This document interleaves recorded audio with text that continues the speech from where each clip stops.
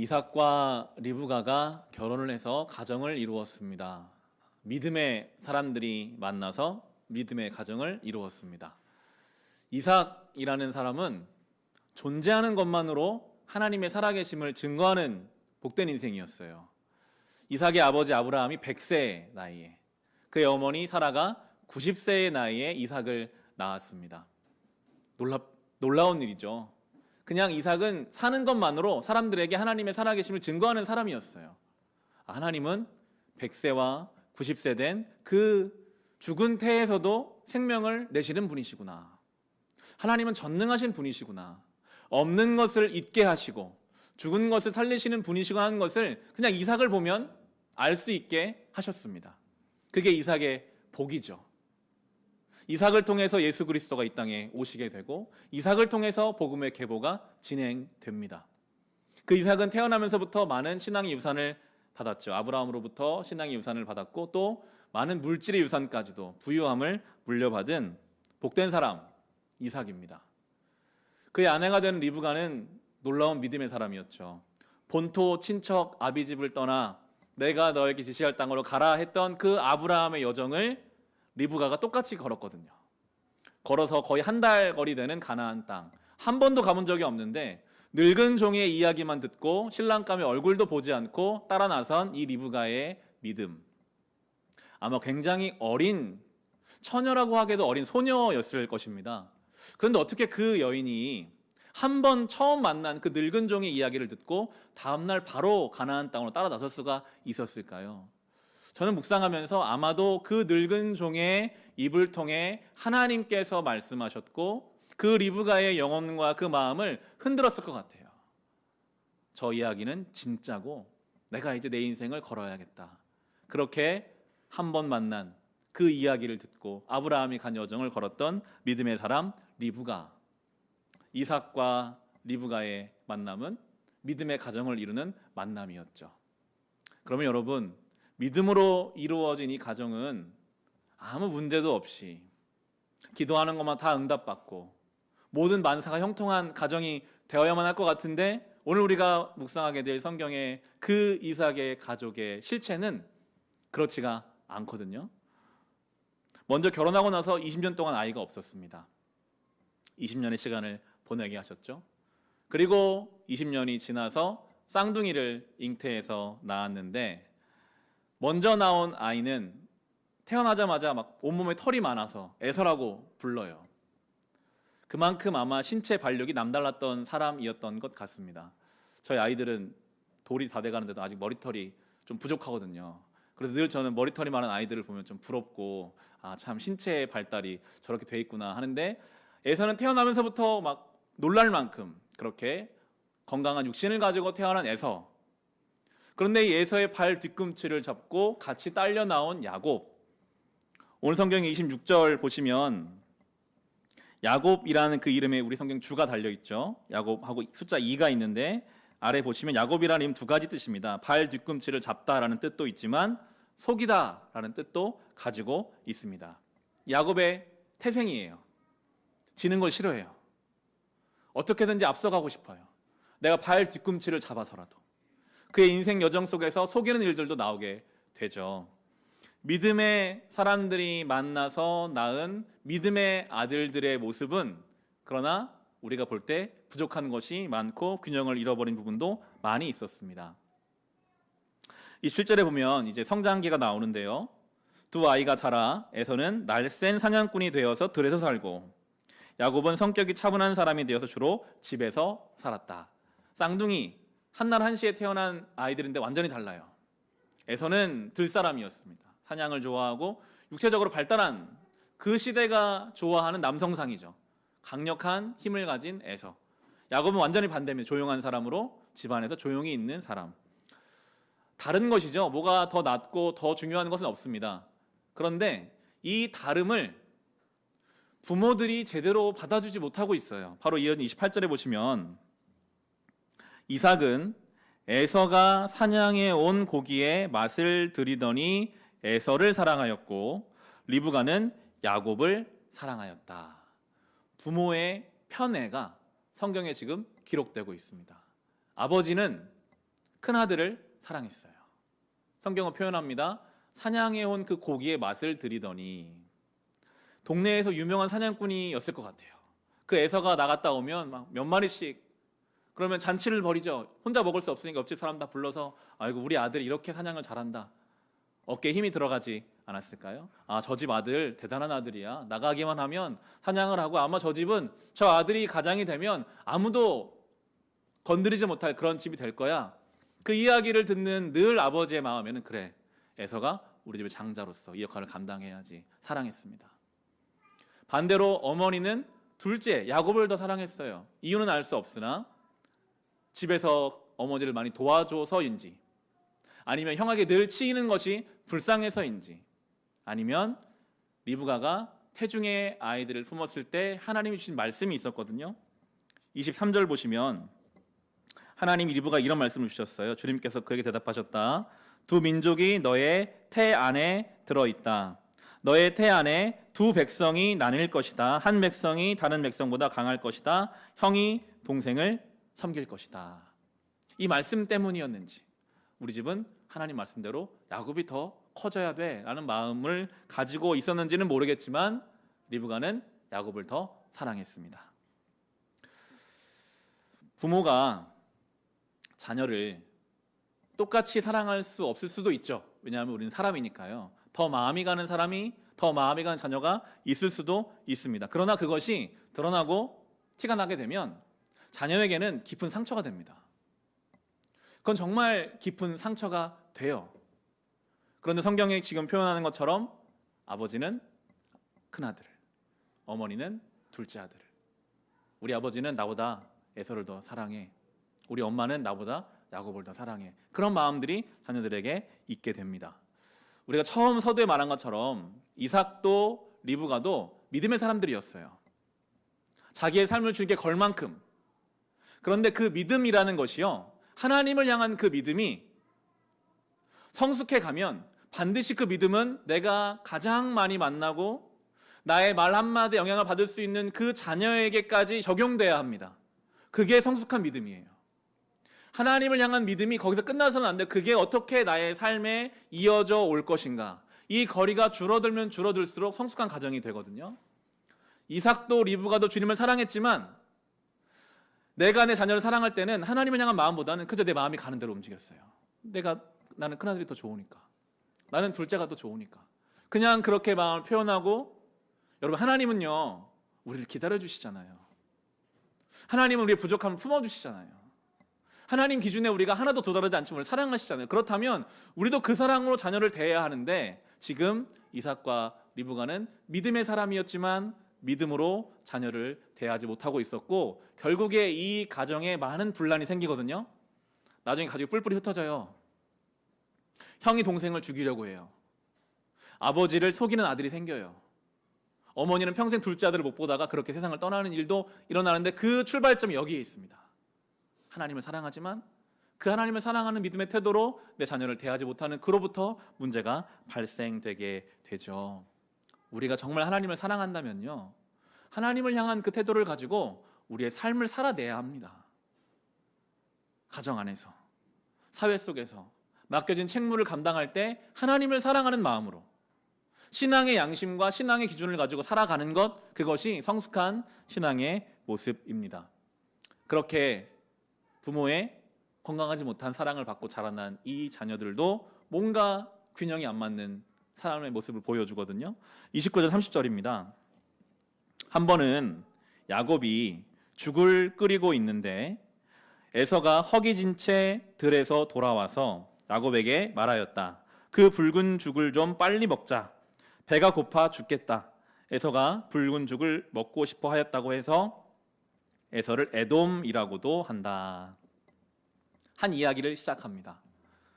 에서는 들 사람이니까요. 열심히 사냥을 하고 배고파서 집에 들어와서 얼마나 배가 고픈지, 내가 배가 고파 죽겠다 할 정도로 배고픈 상황이었고, 야곱은 이미 형이 들어오기 전에 죽을 끓이고 있었습니다. 붉은 죽, 팥죽인데요. 맛있게 죽을 끓이고 있었습니다. 아마도 일상이었을 겁니다. 에서는 나가서 사냥을 하고 야곱은 집에서 음식을 만들고, 에서가 사냥감을 멋지게 가져와 던져주면 야곱은 그걸 요리하는 사람이었던 것 같아요. 당연히 내가 배고프다고 하면 먹을 것을 주었던 야곱이 오늘은 이상하고 엉뚱한 이야기를 하는 거예요. 31절 보시면요. 야곱이 대답하였다. 형은 먼저 형이 가진 맏아들의 권리를 나에게 파시오. 이게 지금 배가 고파서 정신이 없는데 나에게 무슨 얘기 하는 건가? 아마 에서는 어리둥절했을 겁니다. 갑자기 장자권을 팔라? 이게 도대체 무슨 말인가? 그런데 야곱은 진지했어요. 아마도 저는 묵상하면서 야곱은 이 날을 오랫동안 계획했을 것 같습니다. 야곱은 철두철미한 사람이거든요. 언제 내 형인 에서가 가장 분별력이 없는가? 배고플 때. 열심히 들에 사냥하고 돌아오는 때쯤 시간을 알잖아요. 미리 죽을 끓여서 냄새를 나게 하고 가장 배고파서 분별력이 없는 그때에 나에게 장자권을 팔라. 내가 이 집의 장자로서 복을 받기 원한다. 분명히 그러면 에서는 생각하지도 않고 그 일에 덤벼들 거를 알았던 거죠. 그렇게 되면 32절 33절 보시면요. 에서가 말하였다. 이것 봐라. 나는 지금 죽을 지경이다. 지금 나에게 맏아들의 권리가 뭐 그리 대단한 거냐. 야곱이 말하였다. 나에게 맹세부터 하시오. 그러자 에서가 야곱에게 맏아들의 권리를 판다고 맹세하였다. 야곱의 계획대로 됐죠. 배가 고픈데 지금 내가 죽을 지경인데 그게 나에게 무슨 중요하겠냐. 내가 맹세한다. 야곱은 한 번 더 분명히 묻습니다. 나에게 맹세하시오. 내가 이제 이 집의 장자가 되기를 원한다. 그래, 그렇게 해라. 아마 에서는요 크게 신경 안 썼을 거예요. 쟤 무슨 소리 하냐. 그 팥죽 한 그릇에 어떻게 장자의 권리가 바뀌겠냐. 별로 중요하지 않게 여기고 말하고 결정했던 이 에서의 행동을 성경은 그런데 중요하게 기록하고 있어요. 이어진 34절에 보시면요. 야곱이 빵과 팥죽 얼마를 에서에게 주니 에서가 먹고 마시고 일어나서 나갔다. 에서는 이와 같이 맏아들의 권리를 가볍게 여겼다. 때로 우리가 현실의 필요를 따라가느라 본질적이고 중요한 것을 가벼이 여길 때가 있습니다. 에서가 지금 그렇죠. 내가 지금 배고파 죽을 지경인데 그게 뭐가 중요하냐? 이게 우리의 삶에 때로 있어요.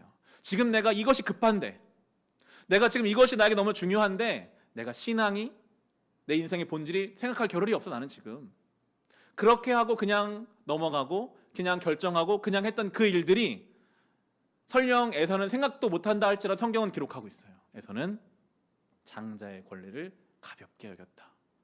순간의 배고픔을 먼저 선택하는 사람이었다. 억울한 일일까요? 그 팥죽 한 그릇 때문에, 배고픔 때문에 하나님이 에서를 책망하시는가? 이것은 일예예요. 여기서 이렇게 행한 에서는요 앞으로 모든 일을 이렇게 행합니다. 바로 이어지는 본문 26장 34절 보시면요, 에서가 결혼을 할 때 햇사람, 그 지역 사람이에요. 햇사람에서부터 아내를 2명 얻는 이야기가 나옵니다. 에서는 똑같아요. 내가 배고파 죽을 지경인데 장자권이 뭐가 중요하냐처럼 내가 지금 저 여인이 마음에 드는데 종교가 무슨 상관이고 민족이 무슨 상관이냐. 나는 저 여인이 마음에 든다. 그리고 또 마음에 든 여인이 생기면 내가 아내가 한 명 있으면 무슨 상관이냐. 내가 지금 저 여인이 마음에 드는데 내가 지금 이 일에 충실해야겠다. 에서는 늘 이런 식이었습니다. 현실의 필요를 따라가느라 본질과 중요한 것을 언제든지 뒤집을 수 있는 사람, 그 사람이 지금 에서의 모습입니다. 그런데 이 에서의 태도가 우리 안에 많이 있더라고요. 당장 현실의 필요가 우리 눈앞에 있으면 우리는 언제든지 그걸로 합리화해요. 내가 지금 배고파 죽을 지경인데, 내가 지금 저 여인이 좋아서 어쩔 줄 모르겠는데 그게 뭐가 중요하겠는가? 나는 이게 중요해라고 합리화합니다. 코로나19로 인해서 우리는 참 어려운 때를 지금 보내고 있어요. 어색하고 불편한 때를 살고 있어요. 우리에게는 전혀 익숙하지 않던 많은 단어들이 우리의 삶에 깊숙이 들어와 있습니다. 뉴 노멀이라고 하죠. 새로운 일상을 우리는 살아갑니다. 많은 전문가들이 코로나 이전의 상황으로는 더 이상 못 돌아간다, 그런 이야기를 합니다. 역사에 그냥 이제는 묻혀갈 것이다. 그런 이야기를 듣는 것만으로 우리 스트레스를 받죠. 정말 그런가? 앞으로 우리는 어떻게 될 것인가? 그러한 전문가들의 이야기를 다 떠나서라도 우리 핸드폰에 안전재난 문자가 막 수없이 울릴 때마다 스트레스를 받습니다. 아, 대전에 또 확진자가 생기는구나. 뉴스를 통해서 교회를 중심으로 확진자가 늘어간다는 이야기가 또 우리의 마음을 흔들게 하죠. 어떻게 해야 되나? 교회를 가야 되나 말아야 되나? 우리는 어떻게 해야 될 것인가? 그때 에서의 이런 행동이 우리 안에 들어올 때가 있더라고요. 지금 내가 이러한 상황 때문에 어쩔 수 없이 내가 신앙도 평안과 담대함으로 나아가야 할 하나님을 향한 신뢰도 다 거둬두고 그냥 불안해하고 두려워하는 일을 난 어쩔 수 없어 라고 생각합니다. 현실에 압도되어서 더 중요한 지금까지 하나님이 인도하신 그늘을 잊어버려요. 살아계신 하나님을 고백했으면서도 막상 현실의 문제 때문에 우리는 거기에 마음을 빼앗기는 에서의 마음들. 에서가 뭐라고 말했죠? 배고파 죽겠다. 배고파 죽진 않거든요. 죽을 것 같다라는 거예요. 그래서 모든 것을 합리화시켜요. 때로 우리는 이런 상황 속에서 내가 이 코로나 때문에 경제적으로 너무 힘들어서 죽을 것 같아. 이 상황 때문에 난 너무 우울해서 죽을 것 같아. 답답해서 죽을 것 같아. 화가 나서 정죄감이 생겨서 그렇게 우리 스스로를 내가 그것 때문에 어쩔 수 없었다라고 스스로 합리화하는 그 에서의 모습들이 우리 안에 있다면 잘 돌아봐야 합니다. 나는 과연 본질을 붙잡고 있는 사람인가? 현실의 필요를 따라가 급급한 사람인가? 야곱은 어떻습니까? 야곱은 잘한 일일까요? 야곱에게는 아마도 늘 불안하고 쫓기는 마음이 있었던 것 같습니다. 형에게 치였으니까요. 항상 앞서가는 자기 쌍둥이 형, 그리고 그 형을 사랑하는 아버지. 그 속에서 나는 뭘 할 수 있을까? 할 수 있는 게 별로 없어요. 계획을 세웠습니다. 형을 분석했습니다.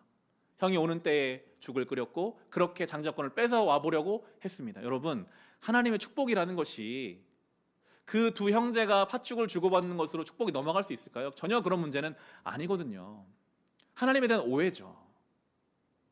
놀랍게도 하나님은 태중에서부터 이미 야곱을 향한 하나님의 계획을 가지고 계셨습니다. 야곱은 불안해할 필요가 없어요. 그냥 맡겨진 삶을 살다 보면 하나님이 그를 통해 일하실 텐데 하나님을 알지만 불안해요. 뭔가를 해야 할 것만 같아요. 저 내 형제의 발 뒤꿈치를 붙잡아야만 내가 살 것 같다는 그 불안감. 여러분, 그 불안감 중에 내가 행한 계획과 그 결과는요, 더 안 좋은 쪽으로 가게 되어 있습니다. 형제 사이가 나빠지고 나중에 가족 안에는 많은 분란이 생기게 되거든요. 우리가 지금 살펴보고 있는 에서, 이 야곱의 부족하고 부끄러운 모습은 믿음의 조상의 모습입니다. 하나님은 아브라함부터 시작해서 이삭 그리고 이 에서와 야곱을 통해 구원 역사를 이루어 가실 거예요. 이들을 통해 뭔가 이루어져야 되는데 이들의 모습은 지금 너무나 부족하죠. 믿음의 가정이라고 하는 서로 부모가 자녀를 편애하고 편을 나누고 나중에는 완전히 뿔뿔이 터지는 믿음의 가정의 모습입니다. 그런데 이게 이 땅에서 복음을 맡은 우리의 모습이지 않습니까? 우리밖에 없어요, 여러분. 우리밖에는 복음을 전할 존재가 없는데 우리의 모습을 들여다보면 에서의 모습도 너무나 많고 나 이렇게 할 수밖에 없었어요. 현실이 이런데 제가 어떡합니까? 야곱의 모습, 그냥 불안한 마음. 그 불안함 가운데 한 일들은 더 나의 삶을 어렵게 만드는 야곱의 모습들. 그런 것들이 있고 가정하는 뭔가 우리 가정이 늘 건강하지 못한 것 같고 불평과 불만의 요소가 있는 우리의 가정들도 보게 됩니다. 분명히 내가 하나님을 믿고 사랑하는데 화를 내지 않아도 될 자리에서 화를 내고 분명히 난 하나님 믿는데 끊임없이 우울해지고 불안하고 쫓기고 비교하는 우리의 모습들을 만나게 되죠. 어떻게 해야 할까요? 저는 한 주간 이 에서와 야곱을 묵상하면서 이 에서의 모습이 내 모습이고 야곱의 모습이 우리의 모습인데 과연 우리는 어떻게 이 시대 가운데 복음을 전하는 삶을 살 수 있을까 고민하게 되었습니다. 그러는 저에게는 새벽마다 우리가 화요일부터 묵상하기 시작한 시편의 말씀이 귀한 답변이 되었어요. 시편의 말씀 우리가 묵상하는 것으로 결론을 찾아가 보려고 합니다. 시편 127편으로 가보겠습니다. 지난 화요일부터 우리는 시편 말씀 묵상을 신명기에 이어서 묵상하고 있는데요. 시편 127편입니다. 구약성경 866페이지에 있습니다.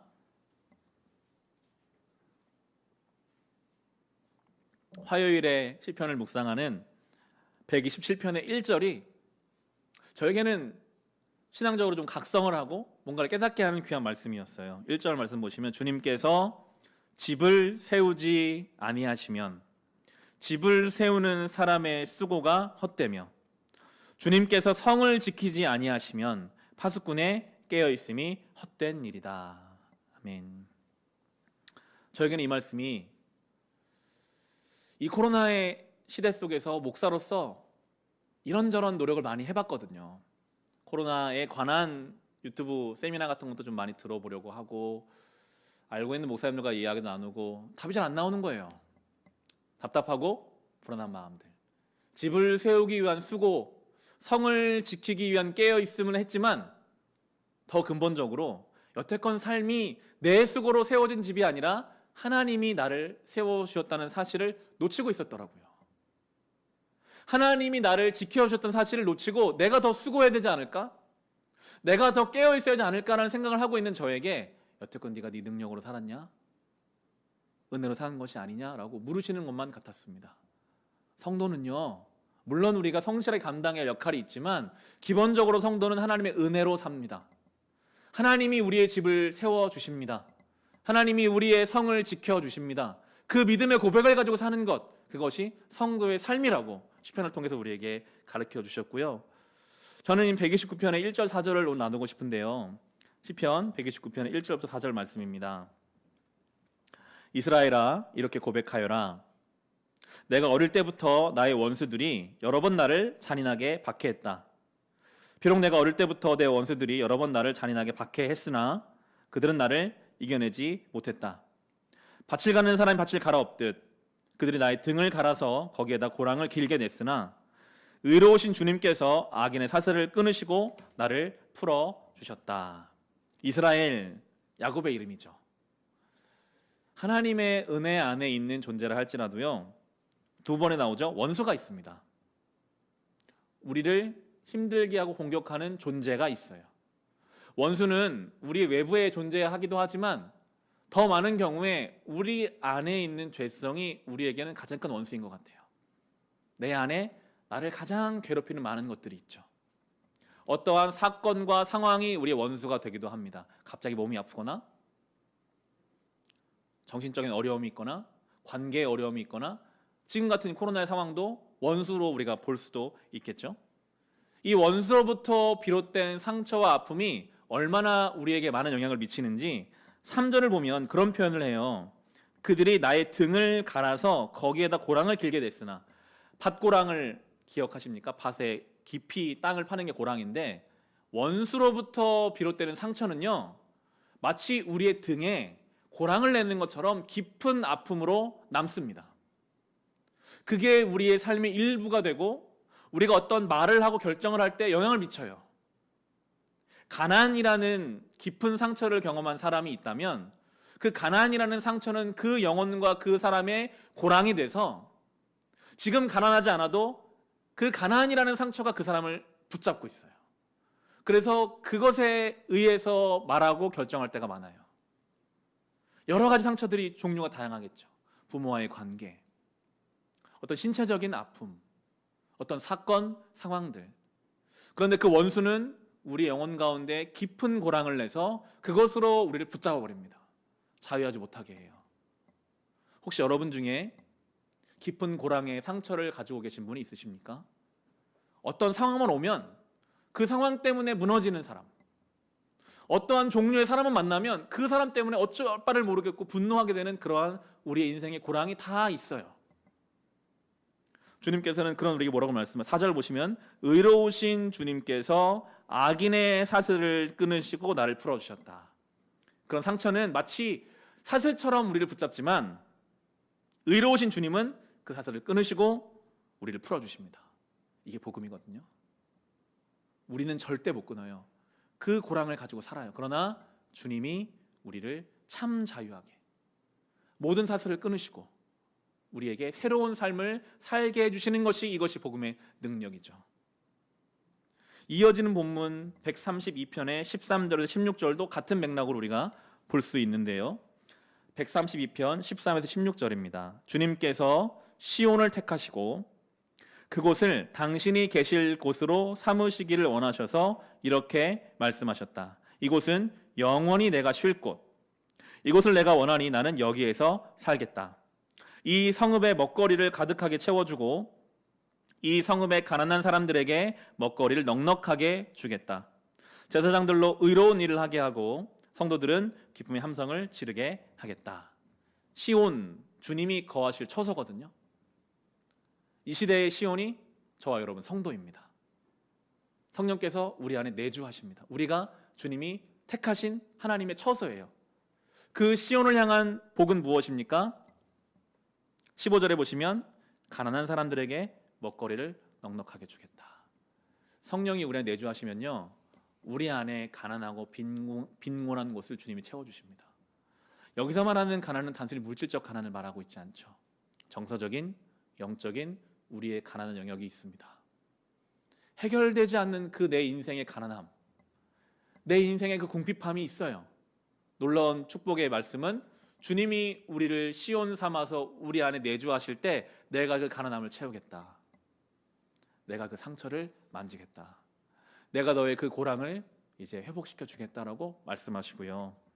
더 나아가서는 16절에 제사장들로 의로운 일을 하게 하고, 우리가 어떤 결정을 할 때 이쪽이 의로운 걸 알아요. 그런데 못 갈 때가 있어요. 의로운 일인 걸 알겠는데 우리가 여러 가지 이유로 가지 못할 때 우리는 선한 의지가 없으니까요. 하나님 말씀하십니다. 우리 안에 내주하시는 주님께서 우리로 의로운 일을 하게 하겠다. 이게 성도입니다. 우리는 의로운 일을 할 만한 선한 의지가 없으나 주님이 우리 안에 사심으로 우리가 의로운 일을 하게 되고요. 성도들은 기쁨의 함성을 지르게 하겠다. 상황이나 환경에 상관없이 주님이 내주하시기 때문에, 주님이 거하시기 때문에 기뻐할 수 있는 것, 그것이 바로 성도의 삶이죠. 새벽마다 이 시편을 묵상하면서 저에게는 정말 단비와도 같고 하나님이 주시는 큰 은혜와 격려의 시간이 되었습니다. 말씀을 이제 마칩니다. 저는 이 코로나의 어려운 때에 하나님이 주신 시편이 정말 귀중한 영적인 선물이라는 생각을 하게 되었습니다. 그러면서 저에게 주신 사역적인 아이디어가 있다면, 우리가 시편 150편까지 매일 하루에 한 편씩 묵상해 가거든요. 7월 18일까지예요. 토요일인데 내일부터 시작하면 3주가 딱 남았습니다. 날마다 시편이라는 이름을 가지고 좀 특별한 3주의 시간을 보내기를 권면합니다. 이 시간을 우리가 날마다 이 시편을 좀 깊이 묵상하면서 영적인 각성의 시간으로 삼고, 우리 안에 그 고랑들, 우리 안에 그 가난하고 궁핍한 영역들을 하나님께 맡기는 거예요. 하나님 이렇게 말씀하셨잖아요. 채워주세요. 붙잡아주세요. 묵상을 할 때 여러 가지 방법이 있죠. 특별히 필사하는 것은 좋은 방법입니다. 시편은 필사하기 좋잖아요. 짧잖아요. 노트를 하나 마련해서 그날의 시편을 내가 쓰면요, 시편은 삶의 고백이거든요. 내가 이 시편을 쓰고 그 시편으로 하루를 살려고 하다 보면 또 다른 나의 시편은 나오게 돼 있어요. 하나님, 제가 오늘 이 말씀을 이렇게 살아봤는데요, 이게 잘 안 됐고요, 이거는 되더라고요. 하나님 감사합니다. 저에게 이런 기도 제목이 있습니다. 여러분만의 시편을 써보세요.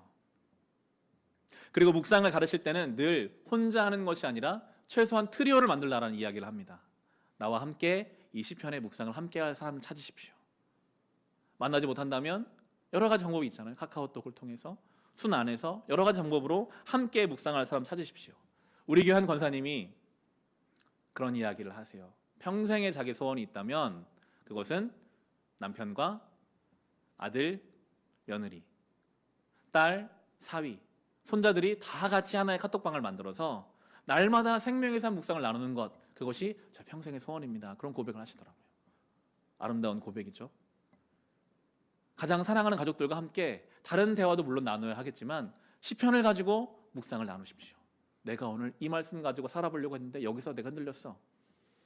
내가 이 말씀이 너무나 힘이 됐고 그 순간 나에게 하나님 지혜를 주셨어. 그런 고백을 할 수 있는 신앙 공동체가 될 수 있다면 그 과정을 통해서 하나님이 우리의 가정 가운데 깊이 파여져 있는 그 많은 고랑들을 채우시고 우리 가정 안에 있는 그런 궁핍하고 가난한 것들을 풍성하게 바꾸어 주실 것입니다. 우리 안에 에서의 모습이 있잖아요. 현실 때문에 본질을 뒤로 하는 그런 모습들. 야곱의 불안함이 우리 안에 있죠. 고랑과 같은 깊은 상처가 우리 안에 있습니다. 그때 우리가 주님 앞에 엎드립시다. 이 3주의 시간을 결단하고 새벽 6시에 예배 드리거든요. 요즘 새벽 6시는요 대낮처럼 밝습니다. 날씨도 아주 예배드리기 좋습니다. 예배당에 나오셔도 좋고요. 아니면 온라인으로 송출되니까요. 저희 교회 어린아이를 키우는 집사님이 그런 고백을 하시더라고요. 코로나로 인해 많은 것이 어려워졌지만 저에게는 개인적으로 새벽에 아이가 방에서 잘 동안 혼자 거실에 나와서 온라인으로 새벽 예배를 드릴 수 있어서 참 좋은 점이 있습니다라는 고백을 하시더라고요. 마음만 있으면요 얼마든지 우리가 함께 이 시편을 묵상하는 일에 동참할 수 있습니다. 그렇게 우리가 열심으로 함께 이 말씀을 묵상하고 하루에 세 끼 밥을 먹듯이 아침에 이 시편을 묵상하고 하루에 살면서 꼭 시간을 내 다시 한번 그 말씀을 점검해보고 자기 전에 그 말씀을 하루를 돌아볼 수 있다면 그 가운데 하나님은 우리의 많은 영역들을 만지시고 다루어 가실 것입니다. 기도하기는 이 시간들을 통해서 정말 하나님의 살아계심을 체험하고 영적인 각성이 일어나고 신앙의 간증들이 쏟아지고 회복과 치유의 은혜가 하나님께서 우리에게 허락하시는 귀한 시간이 될 수 있기를, 그것을 우리가 모두가 경험할 수 있기를 주님의 이름으로 축원합니다.